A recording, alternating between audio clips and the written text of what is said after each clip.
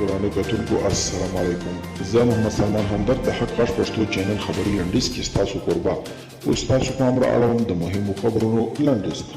په نړۍ کې د یو بیرل تیلو بیه له $80 واوښتې. د یو بیرل تیلو بیه په څه باندې یو کال کې له $80 واوښتې او پانګوال هیله مند دي چې د کرونا وبا له امله اقتصادي رغونې به د تمې خلاف په چټکۍ پیل شي. د اسرائیل صدر اعظم محکمې په جریان کې نیتنیاهو پر ځان د فساد لګېدلي تورونه لرکړي دي. نیتنیاهو په دې هم تورن دی چې له خوښۍ سره سم د خبرو پوښښ لپاره د لویو رسنیو په ګټه پر هغوی د مقرراتو د وضع کېدو هڅې یې کړي دي. یو اویا کلن نیتنیاهو ویلي چې محاکمه یې سیاسي انګیزه لري. د افغانستان د کورنیو چارو وزارت د وردګو ولایت د بېسودو ولسوالۍ د پیښې اړوند یوه اعلامیه خپره کړې او زیاته کړې ده چې تېره جمعې ورځ دلته 11 تنه وژل شوي او 21 تنه ټپي شوي کسان غیر مسلح ملکي وګړي او له همدې امله یې خفګان څرګند کړي. اعلامیه زیاته کړې ده چې په دې اړوند یې د یاد ولایت امنیه قومندان دنده تعلیق او د څېړنو په موخه څارنوالۍ تور پیژندل شوي دي.